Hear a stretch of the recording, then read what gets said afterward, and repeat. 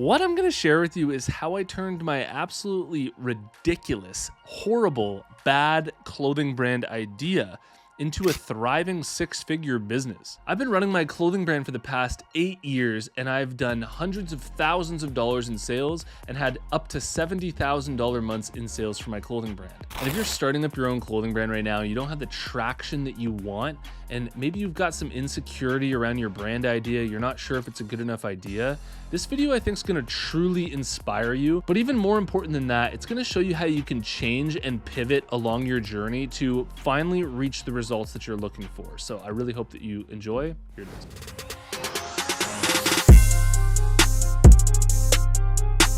Apparel Success is sponsored by my buds over at Brand Crowd. Brand Crowd's a logo maker tool. You type in the name of the logo that you want, smack that enter button. Thousands of logos are gonna come up. You choose the logo that you like, then you can edit and refine that logo as long as you want for free until it's perfect. This is that Hundo P design I made for my own clothing brand using Brand Crowd. If you're interested, head over to brandcrowd.com/apparel success and you can get up to 66% off at checkout.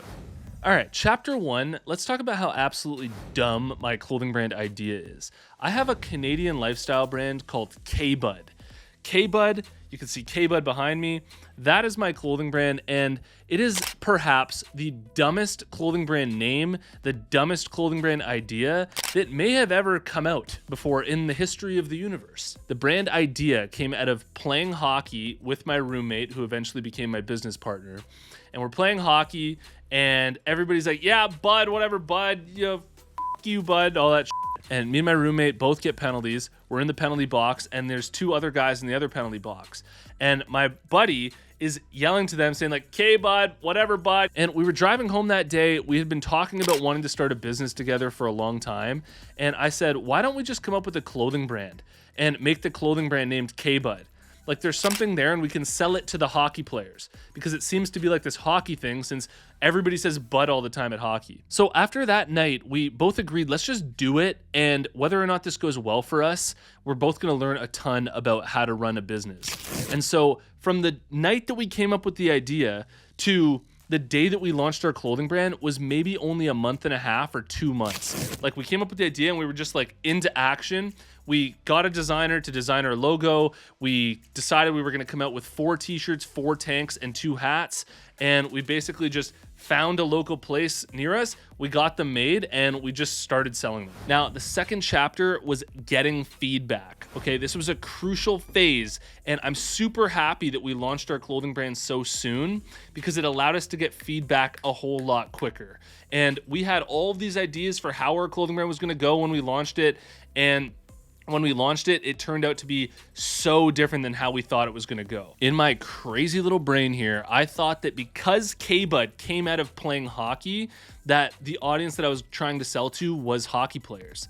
And it turned out that the hockey players, although they kind of resonated with it, it wasn't exactly where K-Bud and the saying Bud and the way that Canadians talk came out of. What K-Bud actually came out of was small town and rural Canada. And we only figured that out through getting feedback. It was through selling and trying to move your product that you get feedback. And trying to sell to people that you don't know can be so scary. It can be so harsh. The real market, like the people who don't know you, that is the real world that you're going up against, like the harsh, real world. And I think that for a lot of clothing brands, they get so scared to get out there and try and push their brand because that real market feedback can be so harsh to accept. We've got all this bias for how great we think our clothing brand is, how great it's gonna do when we launch, and we wanna be successful and all these things. But when you get your clothing brand out there in front of the real world, you realize that there's a certain way that the market responds and they have zero sympathy or zero compassion for you to support you just for you yourself, and they're just gonna tell you what it is and how they feel about it. And so the courage of trying to sell boldly gave us insight into what we were actually building. And I realized through showing up at events and talking to people on Instagram that our clothing brand wasn't for hockey players, it was actually for the rural and small town Canada niche. And so I realized that we had to rework the entire brand image. I had to come up with a new logo that appealed more to the rural Canada small town niche rather than hockey players, because our first logo that we came out with was literally a hockey emblem, and it was designed by a guy who works for hockey teams. And so I realized that we needed to get a new designer. We needed to design it so that it appealed more to nature and the humor of rural Canada and bonfires and that whole culture. So I came up with a new logo. I redesigned the website so that it appealed more to that audience. And I just positioned the clothing brand better for this newfound audience that I discovered. Okay, whatever you do, don't click off this video. This next part is so insanely important to how I was successful with my own brand, and I haven't even really talked about it much on this channel before, and so just stick around for a second. The third chapter on this journey to turning my clothing brand into something that was truly successful and started to get sales rolling in easily was I identified a trend in the rural Canada and small town niche. I realized that there was this huge trend in Canada of people wearing Bass Pro Shops hats, going to Boots and Hearts concerts, wanting to associate themselves more with small town Canada. And at the same time, there was this show called Letterkenny that was absolutely exploding in Canada. And I realized that there was this trend happening around small town Canada, and that in that show, Letterkenny, they speak the exact same way that I'm talking about with our clothing brand here. Like K-Bud is in the show multiple times, the way that they say it, the way that they talk. And so realizing this, I aligned my clothing brand with this trend. Recognizing this trend and aligning my clothing brand with it so that it's literally just going downstream with this trend was maybe the best move I ever made, and maybe the most important thing I ever did.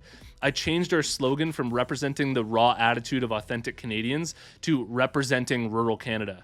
And everything just clicked so much better.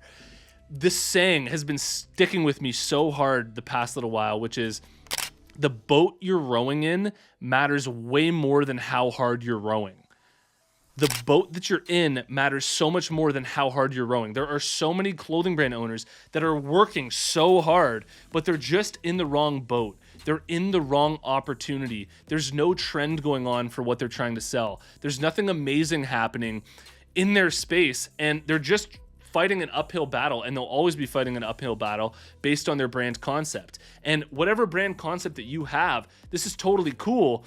You can align your clothing brand and pivot and change your brand to fit more in with trends that are happening around you. So aligning my clothing brand concept with this current popular trend helped my clothing brand like crazy. I wouldn't have been able to get the amount of sales that I was able to get if I didn't discover that and align my brand with that trend that was currently popular at the time. And the best part about this trend that I aligned with is that it is somewhat timeless in Canada here. Like there were shows before Letterkenny, like Trailer Park Boys, and they spoke the same. And it's just a huge part of Canadian culture that when I first started up my clothing brand, I just never really made that connection. And as I grew my clothing brand, I sort of just realized what it was all about, and I chipped away at it more and more to discover its true identity. And then on top of that, I took really bold action with reaching out to celebrities. That TV show that I was just talking about, Letterkenny, that was booming in Canada, I reached out to them, and I ended up getting our clothing brand worn by 4 of the cast members in that show, and all of them supported the brand. All of them sent us pictures of them wearing it. They're on our website currently, and just the value of our brand overnight, really over like 3 to 6 months of attaining these things and getting these assets and working on that, just built the value of our brand into something that was hard to achieve, something that was unique, and something that was also just super resonating with our audience. And I don't want to undervalue just how persistent I was on Instagram to actually communicate with our target audience and focus on building a real community. Like I was engaging with people in the DMs, commenting on people's posts, liking their stuff, just really like talking to people in our community one by one to build up a community of like thousands and thousands and thousands of people that just know, liked, and trust us. And I put months and months and months of hard, consistent work into that. So it was that consistency of our guerrilla marketing strategies on social media, just pushing our brand out there and engaging with our community.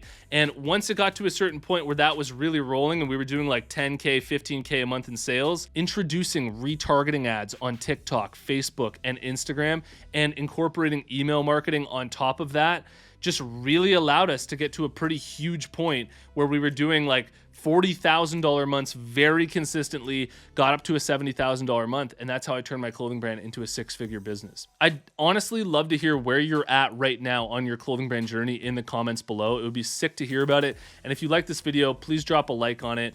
It helps me out a ton, and I just really hope that this helps you grow your clothing brand a lot better. If you're on this crazy clothing brand journey with me, you've got to check out the Apparel Success Mastermind. It's a monthly subscription where you get direct access to me, access to a community of other clothing brand owners, access to all of my courses, and we do exclusive live streams in there every single month.